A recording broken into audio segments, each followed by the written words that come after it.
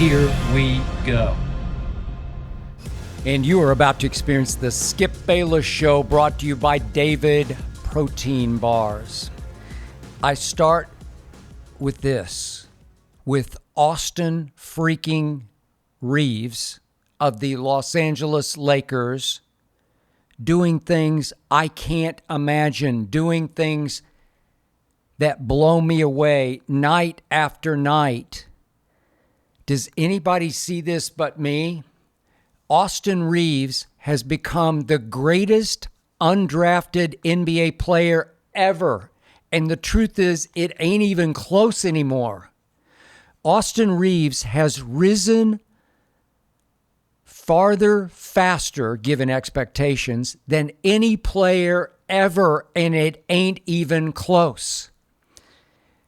This is a 1,000,000,000 shot. Just to refresh your memory, Austin Reaves is from Newark, Arkansas. Not exactly a basketball hotbed, even though both of his parents played at Arkansas State, for what that's worth. But they did play college basketball.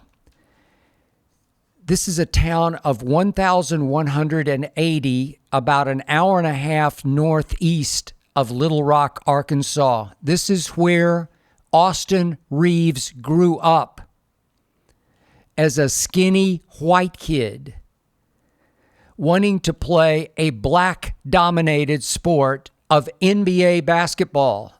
And in high school, at a smaller, lower level of Arkansas State basketball, Austin Reaves was a star, I dare say a superstar. His senior year, they won the state championship, and he averaged that year 33, 9, and 5. Again, small, it's Class 3A Arkansas State high school basketball. But they won the championship, and in one of those playoff games, Austin Reaves scored 73 points. And the other night, after he'd scored 51 for the Lakers in a win at Sacramento, he was asked, "Is this your career high?" And he said, "No. If you're asking," and he's humble to a fault. Such a nice guy, Austin Reaves.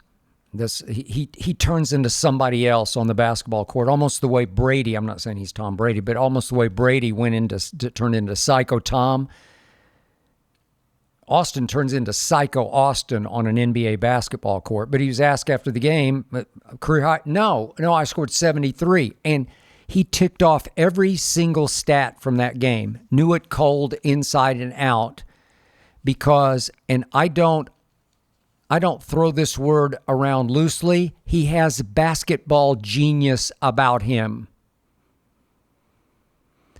He then went to Wichita State, as you probably know, but pretty much busted there. It just never clicked. Nothing ever really worked. And he transferred to Oklahoma, had to sit out a year. Put 20 pounds on his frame in that redshirt year. Put a tiny bit of physique on him, a little musculature, nothing to write home about. But at Oklahoma, he was pretty good. I watched a whole lot of his games, having grown up an Oklahoma football and basketball fan. And he did okay his senior year at Oklahoma. Remember, he stayed in college for 5 years. Nobody who's any good in the NBA stays for 5 years. You just don't. You're gone after 1 year. You're one and done. If you have any real all-star type future. So he averaged his last year at Oklahoma 18, 6, and 5. Not bad, but the problem was his junior year he shot 26% from three. In his senior year he shot 31% from three. And I watched a bunch of his games, and not once did I ever say, there's an NBA player, 6 feet 5 inches, still looked rail skinny, didn't play strong. You could tell he had flair for the game, feel for the game. But on the NBA level, would that translate? Well, nobody thought so. Even though he says that he was told that Detroit wanted to take him near the bottom of the second round of the draft. I think it was 42nd overall, maybe more mid. That's what he said. But he claims, I'll take his word for it, that he told the Pistons no He grew up a Laker fan, and he wanted to be a Laker, and he already knew that the Lakers had made overtures about signing him as an undrafted free agent. He wanted to play with LeBron James. So many players don't really want to play with LeBron because he's going to be the center of that universe. And sometimes it can be pretty intimidating. He can be demanding, not the way Kobe was, but in his own way, he can put players on notice through the media. And who wants to subject themselves to that? Austin Reaves did. So right away, according to LeBron, the first time they just had a practice, I think it was a preseason sort of pickup type scrimmage game with some of the Laker players, LeBron says he knew right away, I want that guy on my team because that guy knows how to play basketball. And here he came. His first year, he averaged 7.3 points, but you saw flashes. He had a big walk-off shot at Dallas. He was not afraid. He competed his butt off. He went at any and everybody on NBA floors without fear, without conscience, without hesitation, nothing tentative, no deferring. No, he just went for it. And when he had a shot, he took the shot. And LeBron basically called the last second play for him and made sure that AR-15 took the pass from LeBron to take the last second shot. I think it was a 3 against Dallas that beat Dallas at Dallas. Second year, he improved pretty dramatically because that first year he shot 32% from 3, which was a slight improvement over OU days. And he shot 40% the second year from 3. 40%. I'm saying, where did that come from? Well, it came from getting in the lab, getting in the gym in the offseason, working your tail off to improve your three-point shot. 40%. Then the third year, it goes up a little more. He averaged 16 a game. That's pretty good. And shot, again, 37% from 3. That'll work. That'll work at this league, at this level. And then, boom, last year, 25-6. He averaged 20 a game and continued to shoot 38% from 3. Highly credible. You can work with that. Playoffs, it's always gone up. He's more of a 40% playoff taker-maker from 3. Wait, what's happening here? Because you can see that most of these teams, except for, I guess, Detroit and the Lakers, would look at Austin Reaves as a potential 2-guard, as a skinny white guy. And yeah, I think there was some anti-white bias operating because nobody does that. You got your 7-foot white guys, your 7'3" white guys. You got your freaks, such as Chet Holmgren at 7 feet, but he's an athletic freak. But 2 guards? I mean, Michael Jordan was a 2-guard. Kobe was a 2-guard. LeBron is basically a 2/3. I don't know. He's somewhere in there, but he also he's a point guard at heart, by birth. He's a point guard. And it got to the point last year when Luka joined that I started saying, this is the greatest 3-man backcourt in NBA history. And I'm doing it mostly because of Austin Reaves. He's got genius about him. He is a gifted passer. He's not quite to the level of LeBron and Luka, but they're two of the all-time greatest passers in the history of this game. Pure genius. 2 of the greatest scorers in NBA history. You have to play alongside and figure out how to blend. And you not only blend, but you star, you flourish. The most trustable playoff player of those 3 last year was Austin Reaves. They didn't feature him nearly enough, and they got gentlemen swept by Minnesota in the first round. And I'm saying, wait a second, am I missing something? And I look back at 2 games last year and now 2 games this year in which Austin Reaves went solo with no LeBron and no Luka. It's happened 4 times now, fairly recently, 2 last year, 2 here of late this year. Maybe you remember these games. 3 of them have been on the road. Let's start with the home game. The Indiana Pacers, they were really good last year. No LeBron, no Luka. Austin Reaves goes 45-7-7. What? I mean, those are all-star numbers. Okay, so that's a one-off aberration, outlier. Then he goes to Denver last year. No LeBron, no Luka. And he goes 37-8 and 13 assists.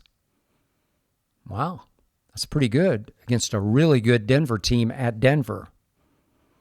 This year, just of late, at Sacramento the other night, Austin Reaves went 51-11-9. I repeat, 51-11-9 in a Laker win at Sacramento.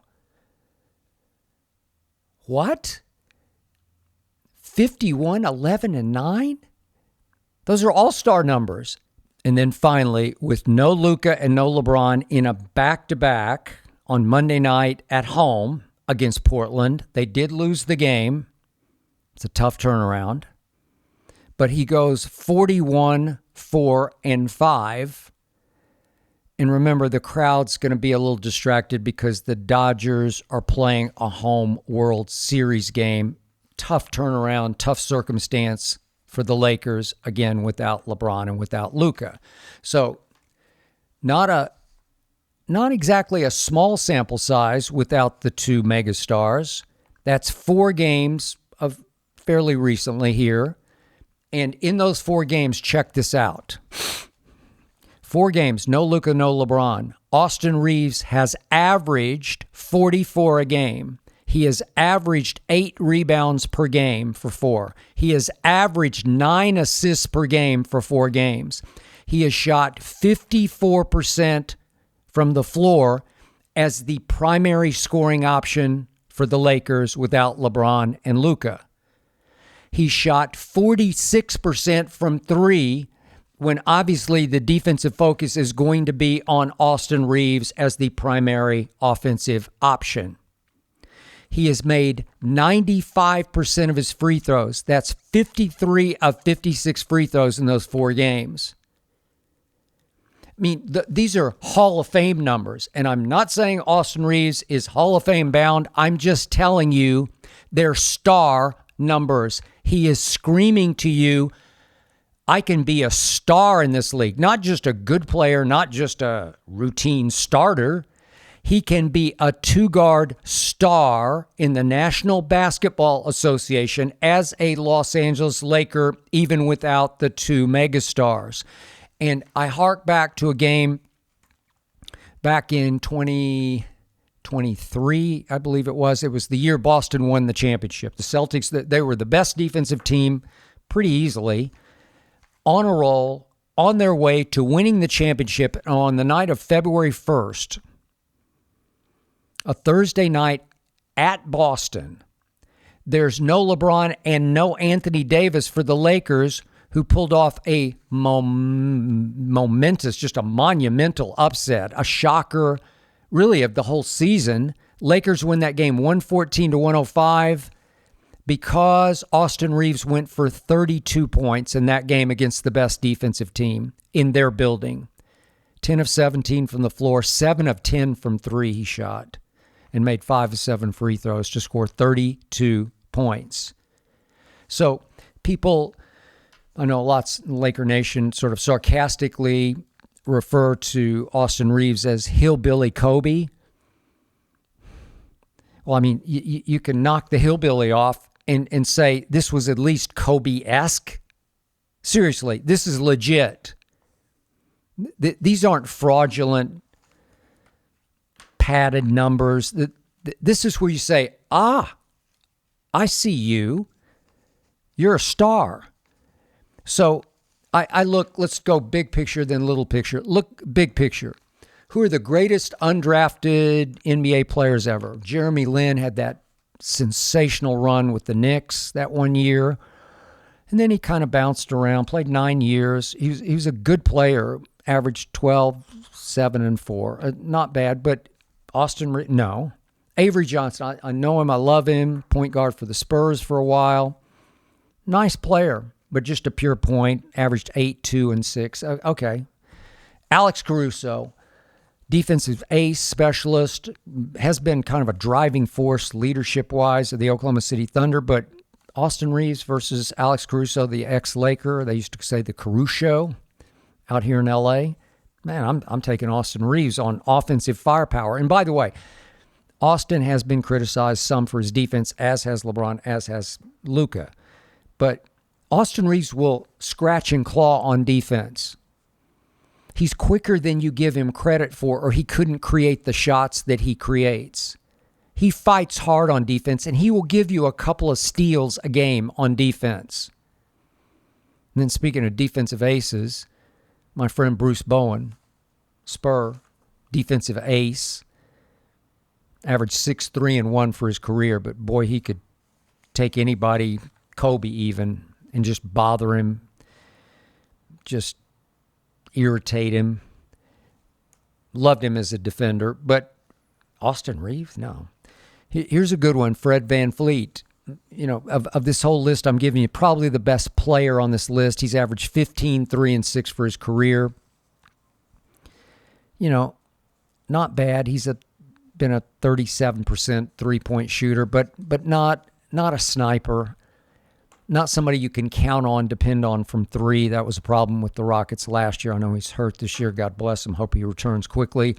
But he's more pure point leader. Give you that. I'll take Austin Reaves. I just will. J.J. Barea, undrafted igniter off the bench, was just spectacular. Beyond Vinnie Johnson as a microwave off the bench. But I'll still take Austin Reaves. Udonis Haslem is revered in Miami for his leadership, his toughness, mindset, culture making. Averaged 8, 7, and 1. I don't know. Give me Austin Reaves. John Starks, great Nick, tough defensive specialist. Averaged 13, 5, and 4. Give me Austin Reaves. Come on. Ben Wallace, the great Ben Wallace, is in the Hall of Fame for shot blocking and defensive prowess. Averaged 6, 10, and 1. Shot only 42% from the floor as a big guy. Just had no offense to him at all. I'll take Austin Reaves' offense over all that defense and shot blocking and rebounding. So those are the top. I just gave it to you. Austin Reaves is in another league from all these great undrafted NBA stars. They all became, in their own right, stars doing specialty stuff. They all had a specialty. Austin Reaves is he's a two-guard scorer. I mean, you just can't find it. They don't grow on Southern California palm trees out here. So we look at his draft, 2021 draft. Cade Cunningham went first. Cade's been really good. This is just me. I like Jalen Green slightly over Cade Cunningham. Watched him a lot at Oklahoma State.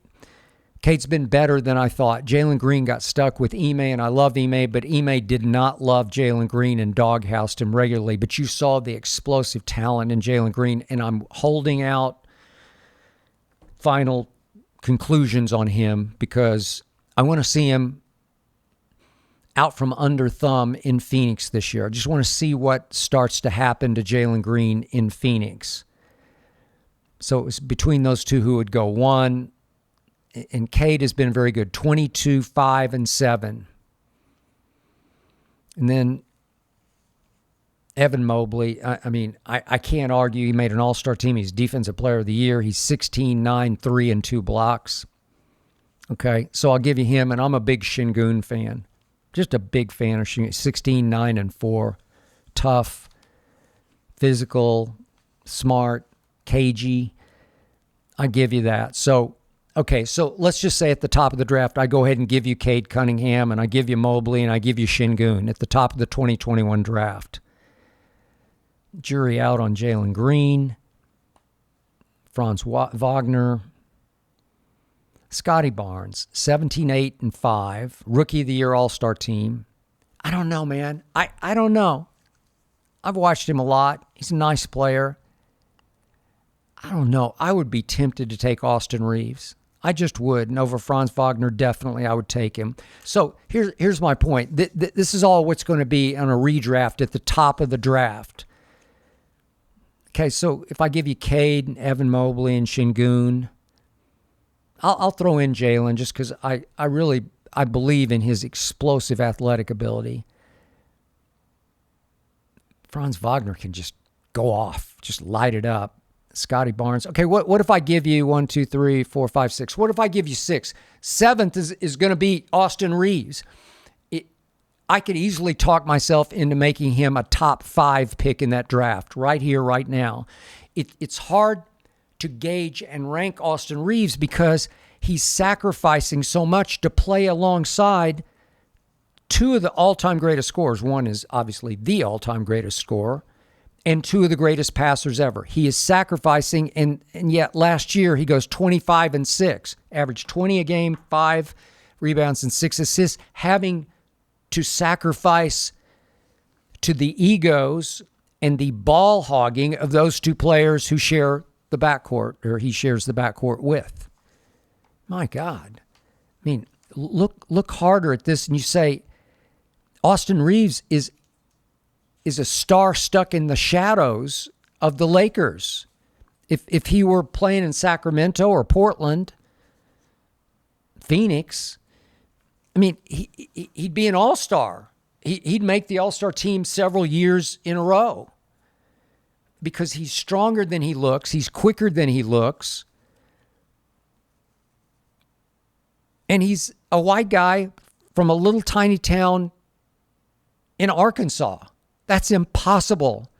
It reminds me on the NFL level of something we've talked about this week on Arena Gridiron. You can find it on the Arena YouTube channel, but it's an NFL show, so we've talked about, I brought it up, Cooper DeJean is going to make the Pro Bowl as a cornerback, and no white cornerback has made a Pro Bowl, because there haven't been many, if any, since Jason Sehorn in 1996, so we're 30 years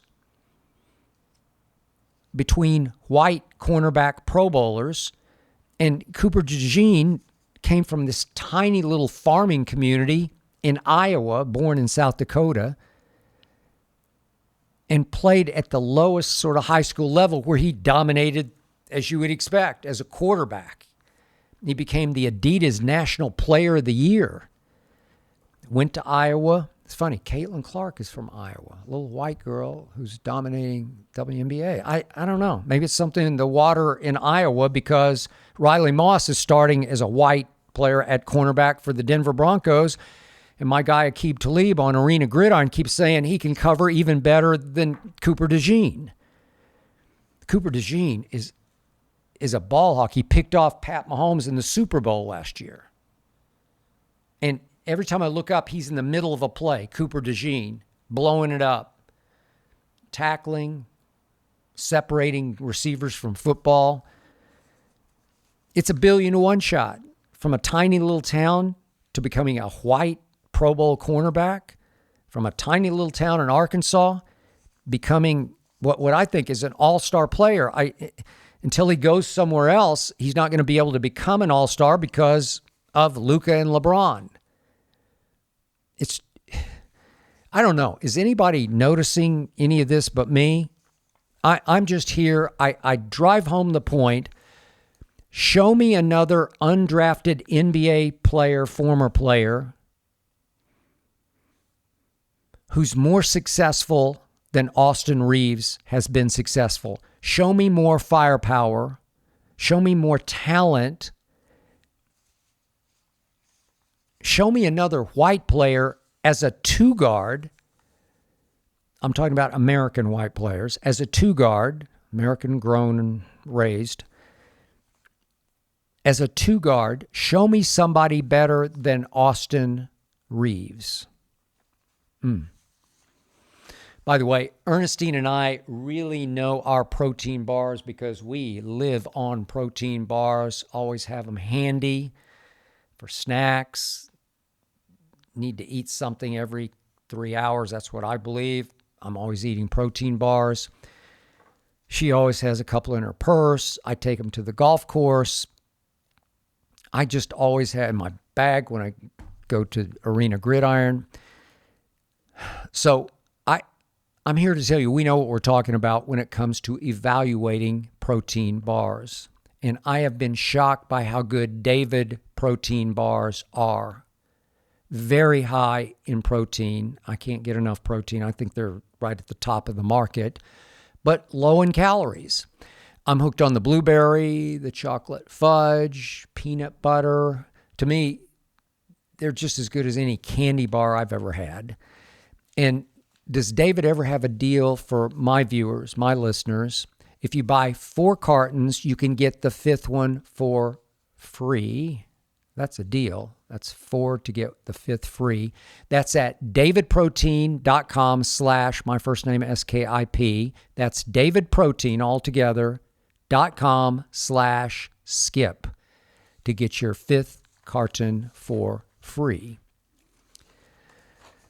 Okay, as I launch into this topic, full disclosure,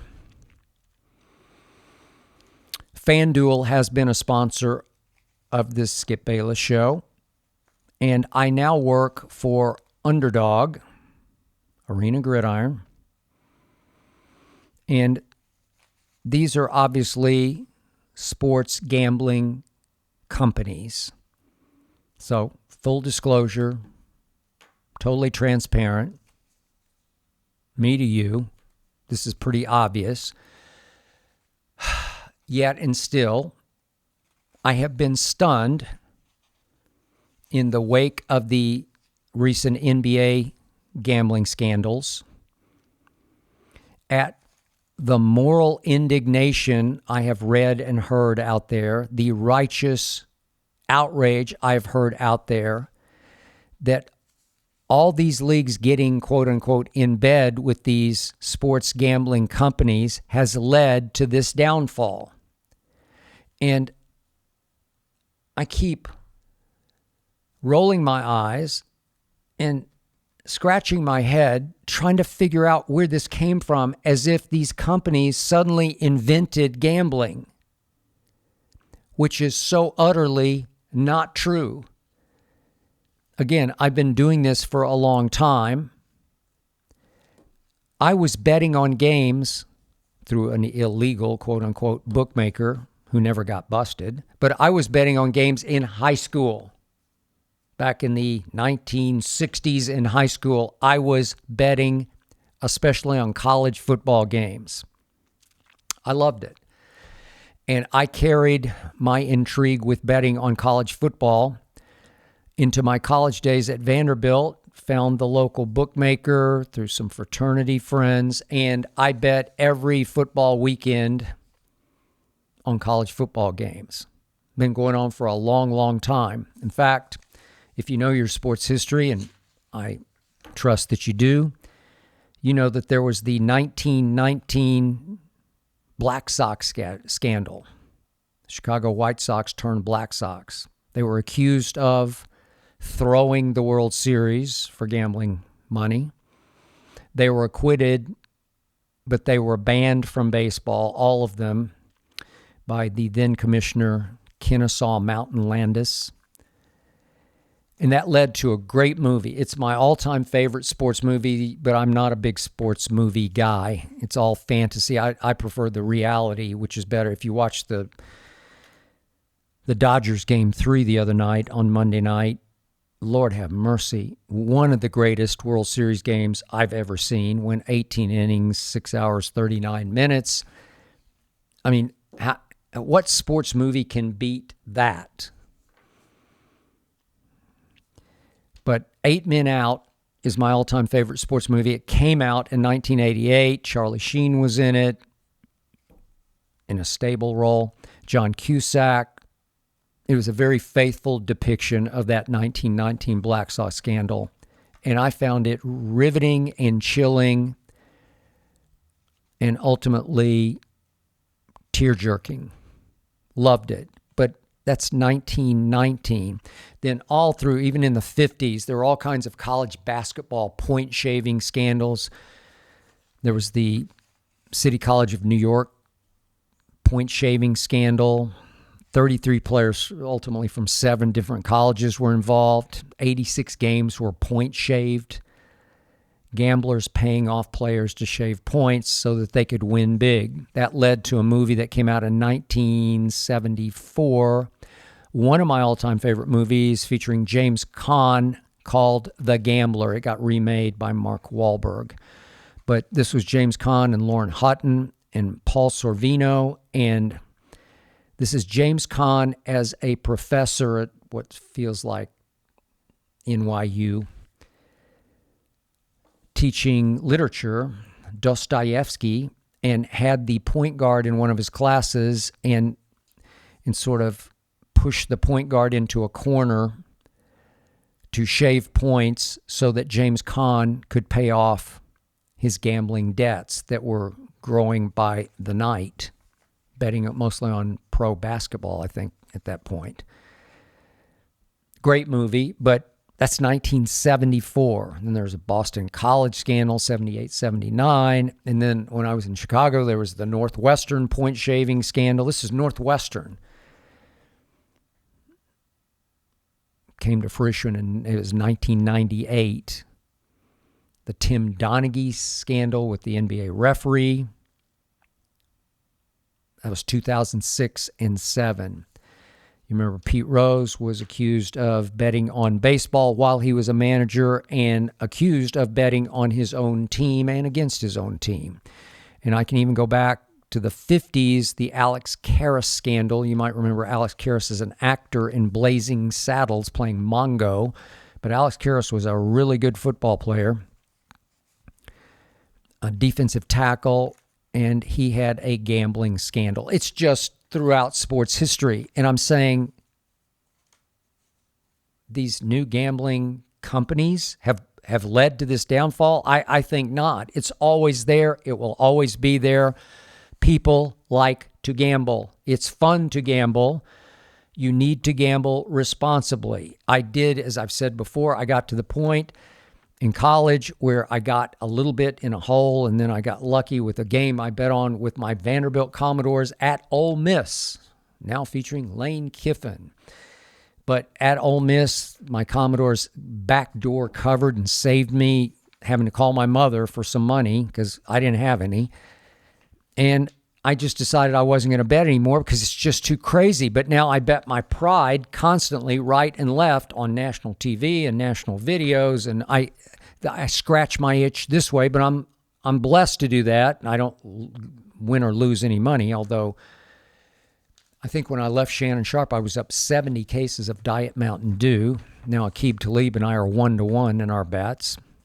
But look, are prop bets way more prevalent than they were back in my day in high school and college? Yeah, sure they were. There were prop bets that you could bet on, but now they're so much more accessible with the internet, obviously. And changing point spreads from quarter to quarter, half to half, way more accessible. We didn't have that. So is that the ruination of sports? I think not. The point is education. Drive it home. Are there always going to be players who get in trouble, as maybe Terry Rozier got in trouble, where you get desperate and you become an easy target for gamblers who just want to, or maybe you want to bet against yourself in a prop bet and you can pull yourself from the game. You know, that's always going to be out there, but you need checks and balances, you need watchdogs, and you need to drive home to these players that you can lose your whole career if you fall prey to any of those who will pay you for inside information or pay you to do this or that, to point shave or whatever it might be. They're always going to be knocking at your door, and you have to say no matter the circumstance, because you almost certainly will get caught, you'll get busted, and your career will be ruined. But again, maybe I'm being self-serving here, but is this the fault of the gambling companies? That is ludicrous to me. All right. I can't not talk about my Dallas Cowboys, even though, frankly, I don't want to talk ever again about my Dallas Cowboys, not after how they shamed me on Sunday at Denver. That was the most embarrassing, as I said in a video, the most embarrassing defensive performance I have ever witnessed under the circumstance. And yet the circumstance did include I was down 3 starters in my secondary. I got it. But the point is, on Monday's Arena Gridiron, I was sitting across on our panel from the ex-coach of the then Washington Redskins, Jay Gruden, brother of John Gruden. I love Jay Gruden. Smart guy, outspoken coach, as outspoken a coach as I've ever encountered post-coaching, or heck, when he was a coach. We used to go after RG3 in those press conferences. Whew. So Jay is rightfully shaming me, ridiculing me for picking my team to win a shootout in Denver, and we gave up 44 and lost 44-24, and it should have been worse. And he said you can't stop anybody. Well, obviously we haven't stopped anybody really all year. We had our moments against his ex-team Washington. Jaden Daniels went down early in the second half, but we had our moments. We made him punt, I think, 4 times. Okay? And here's Jay Gruden's statement on Monday, right in my face. He said, if right now you cut every player on your defense, nobody in the NFL would pick up any of these players. Not one. He's saying nobody would want, basically for free, for the minimum, any of these players. And I'm like, what? That's just wrong. So I didn't go deep into it because we were kind of off on a tangent. But I saw a quote the other day after the game from Dak Prescott, and he said that Jadeveon Clowney, a veteran, former number 1 overall pick, said to him, pulled him aside after the game, and he said, Jadeveon to Dak, this roster should not be going up and down like we're doing. And he's talking about the defensive roster. I've been saying that all year. How can you roller coaster like this or just be this bad? So just quickly run through this with me. None of these players would hold any interest for any other team if they suddenly hit the market now as the trade deadline looms, if they just got cut. Okay, let's just go down the list quickly. Trevon Diggs, he suddenly went on IR. I have no idea what's going on. He allegedly fell in his house and concussed himself. I have no idea. He wasn't buying into Coach Eberflus or Eberfluke or Eberfraud and the defense he was trying to teach, and I think they just sent him home. That's what it felt like to me. I think he became such a subversive force in the locker room as a leader of the team. He became so mutinous. I think Jerry just said, just go cool out. We're going to put you on IR. I know he had some other things going on. He had a knee and a shoulder, I think. They all have a knee and a shoulder. But he wanted to play man. Then, ironically, the first game he missed was Washington, and they played 50% man. But Trevon Diggs led the league in interceptions. Jay Gruden says he can't run. But if you put him on the market, I guarantee you somebody would snap him up as a nickel corner or a safety. He's a talented player, former second-round pick. Somebody would jump all over Trevon Diggs. Deron Bland has led the league in interceptions. He had a pick 6 against Washington. He's set the record for pick 6s in a year. Somebody would snap him up if he hit the market. Kenny Clark, we just got in the trade for Micah from Green Bay. He's a Pro Bowl anchor at defensive tackle. Has he been great? He's had his moments, but obviously hasn't been great. Somebody would jump all over Kenny Clark. Osa Odighi-Zua, we just gave a ton of money to, as the other defensive tackle. Somebody would jump all over that. Sam Williams is a second-round pick coming off complete knee reconstruction, and I'm seeing flashes of Sam Williams. Somebody would jump all over him as an edge rusher. Dante Fowler Jr. led the Commanders in sacks last year, 10.5, and came back to Dallas this year. He's 31. He's not over the hill. He might be nearing, but I don't know. I keep waiting to see him, and I haven't seen enough flashes from Dante. There'll be one here or there, but trust me, you put Dante Fowler out there right now, phew, somebody said, bam, yes, we want to add him to our pass rush rotation. Unfortunately, he's supposed to be in ours, and he's ghosting us. Donovan Wilson didn't play Sunday.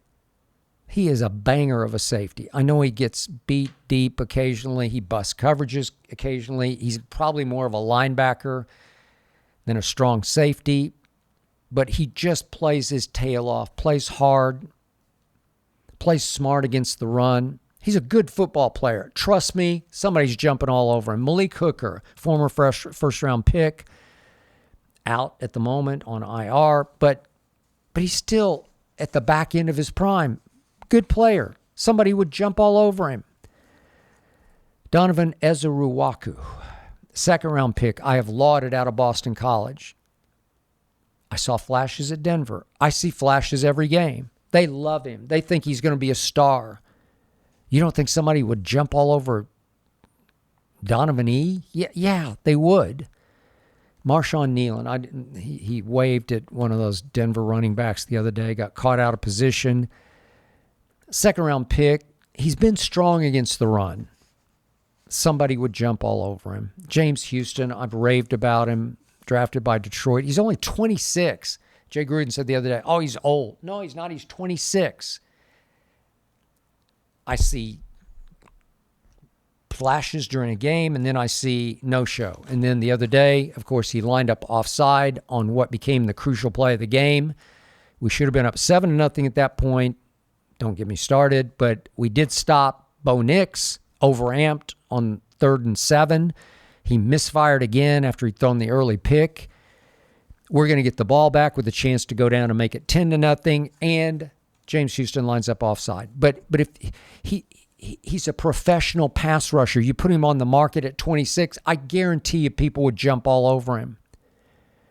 Shamar James made the play of the year on Jaden Daniels. They say, according to Chris Collinsworth, he's the best blitzer on the team because he's the best athlete. He's a rookie 5th-round pick. He blew up Jaden Daniels, just blew up the middle linebacker. Sack, fumble, recovered, Jaden out with the pulled hamstring. Oh, somebody would jump all over him. Wanye Thomas couldn't play the other day at Denver. He's a good football player. He's got a nose for the ball. He'll hit you. Somebody would snap him up. Leah Fowl.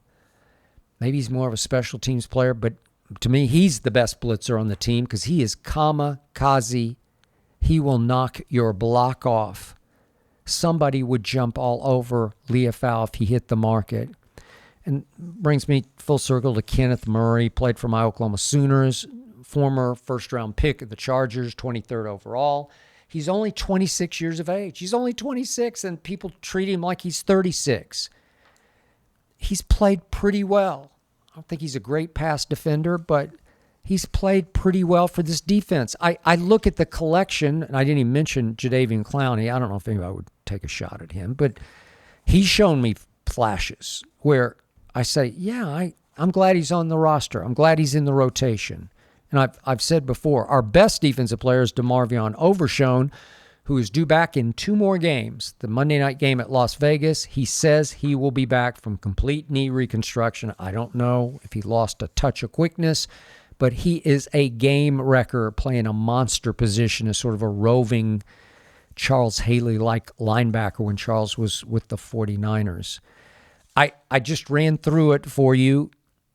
This defense should be way better, playing way better than it has performed for Matt Eberflus. Is Eberflus the problem? I suspect he is. Will Jerry fix the problem? I suspect he will not. Will Jerry add somebody at the deadline? I think he will, although he went out of his way to say after the Denver game, no one player is going to fix this defense. And I think he was just laying the groundwork for if he does go get somebody, a cornerback, a pass rusher, that he doesn't want Cowboy Nation to think we're fixed, because no one player is going to fix the scheme, the unity, the camaraderie, the chemistry, just the competitiveness of this defense. We were just lifeless at Denver. Just give up, lifeless. Nobody wanted to tackle. I keep seeing the triple pancake block. I don't care about that. I care about nobody in our secondary wanted to tackle any Denver running back. So I'm sorry. This defense is way, way, way better than it has performed. And I just gave you about 15, almost 20 players who would be valuable if they hit the market. This team will turn it around. It will beat Arizona at home on Monday night, because we average 40 a game. Maybe we'll have to beat them 40-37 the way we did the Giants, but we will win that game. I believe we can win at Las Vegas on Monday night just because we're better than they are. And then I've said it from the start, we will beat the Philadelphia Eagles at home in the third game from now. We get the buy-in between the two Monday nighters. But if we win 3 in a row, we're back in the saddle. Okay, before I let you go, allow me to get this off my chest once again. I've mentioned this before. I'm just going to mention it again. I don't want to be a party pooper. I don't want to be a killjoy. I don't want to rain on your Halloween parade. But I'll just say it again. It gets deeper and deeper in me as the years pass. I don't get Halloween, but I never did. When I was a little kid, my mother wanted me to go to church, so I went to church. I liked church. I believed in church. I believed in God right from the start. So I'm taught in Sunday school class at a Methodist church that, the devil is everywhere. The devil will get you if you let him get you. And I believe in the devil. I believe in his presence in all of our lives. I believe in the dark side. So then my mother's saying, well, it's Halloween. If you want to get a costume, you can get a costume. They were like 50 cents in those days. In my childhood, you could just go to like Woolworths, and they had them for like $1 maybe. But you had two choices. You could be a devil or a ghost. A devil or a ghost. It pretty much boiled down to that for boys. I can't remember what the girls' costumes would be, but whatever. A devil or a ghost. And I'm thinking to myself, I was a pretty smart kid. I'm thinking, if they're saying don't let the devil get you, why would I dress up as a devil and go celebrate the dark side? I don't get it. I never got it. What? So now fast forward into my TV career, 20 years, and year after year it comes up every year. Are we going to dress up for Halloween on the show? And I'm saying, well, okay, that's fine, but wait, I'm going to wear some clown outfit, and then my debate partner or partners, men and women, they're going to be dressed in clown outfits also, and we're going to have serious sports debate discussions, clown to clown. It's hard, man, especially in a 2-hour show. You're just going to keep looking at each other like, what? Seriously? So some shows I was on, we resolved to wait until the last break, before maybe the last couple of segments, and we'd run to the bathroom and put on our Halloween outfits and costumes just for the last 2 segments of the show, and then you can kind of tolerate it and live with it until you're out. I don't know what we're going to do for Arena Gridiron. This coming Friday we're on. You can see us from 2:30 to 4:30 Eastern on the Arena YouTube channel. I don't know if we're going to dress up or not. We're talking about it. I'll see how it goes. But all of a sudden, the holiday for kids, and by the way, I forgot to mention, you're also taught trick or treat. So if they don't give you candy, you're supposed to vandalize their home or their premises, their yard, with toilet paper. Trick or treat. Trick or treat? I don't get it. So you're supposed to break the law if they don't give you candy, right? Where did that start? I don't know. So now the whole holiday has evolved into even more than a kid's holiday, a trick or treat holiday. it's a holiday for adults. Everybody dresses up and goes to a party. Well, I don't want to wear a costume to a party and be somebody I'm not, because I frankly like pretty much who I am. I just want to be me. And I don't really want to go to a party for 2 or 3 hours as people imbibe and they get drunker and drunker. And then I'm in a clown suit talking to a whole bunch of people in clown suits, clownish suits, about what? How can you take any conversation seriously? Because the costume thing lasts for like a minute. You go, oh, look at you. You're whoever you are. I don't know. I just want to be me. And yet, if you're going to a party and you're going to go take your kids to trick or treat, God bless you. I'm happy for you. And I don't hate Halloween. I just don't get it. That is it for this episode of the Skip Bayless Show. Thanks to Tyler Korn for producing. Thanks to Ernestine for overseeing. And especially thanks to Hazel for approving.